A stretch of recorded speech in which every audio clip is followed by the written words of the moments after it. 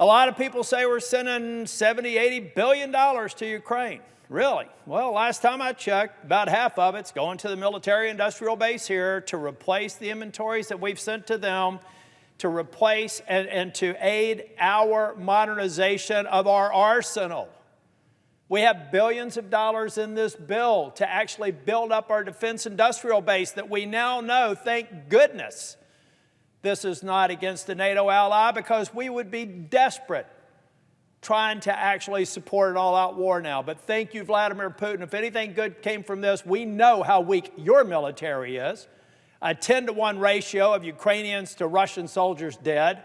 And I feel bad for every one of those Russian families who lost somebody in this war that they didn't want to be a part of. 87% of their ready forces when Putin started this war. Putin is losing this war, folks.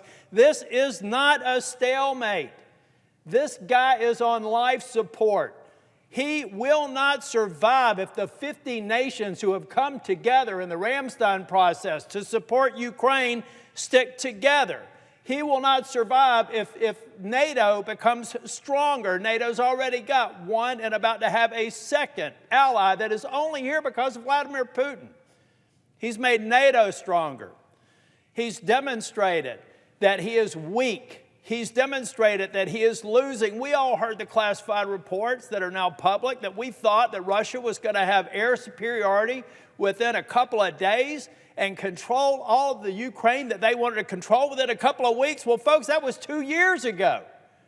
Ukraine is winning. And Ukraine is winning because the Western world, the NATO allies, and 25, some 24 other countries have come together and made it very clear that Putin's desire to reestablish the Russian Empire is inconsistent with a democratic world order. Putin is losing. This is not a stalemate. A 10-to-1 kill differential between Ukrainians and Russians is indisputable. The platforms that he's leaving on the battlefield are indisputable. The fact that we need to modernize and build up our industrial base is indisputable. Thank you, Vladimir Putin, for bringing that to our attention. And guess what else? China is watching. I'm less concerned about Vladimir Putin than I am about China and our retreat from leading the Western world. Guess what? We're an exceptional nation, and we are the beacon of hope for democracy. When we step away, who fills the void?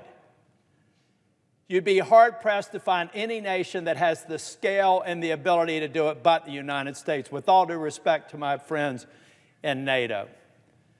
China is watching. Why am I so focused on this vote? Because I don't want to be on the pages of history that we will regret if we walk away.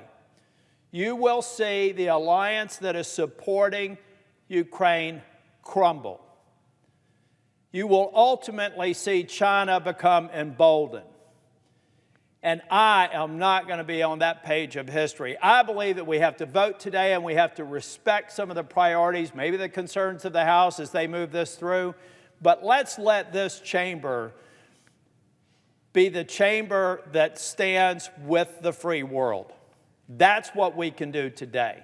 That's what we must do today. And what I must do is go to my great state of North Carolina, and if I have friends who think otherwise, I owe it to them to share every bit of knowledge that I have to have them understand that I don't love where we are today, but I hate where we'll be if we don't move forward with this vote. Thank you, Madam President. I reserve the remainder of my time.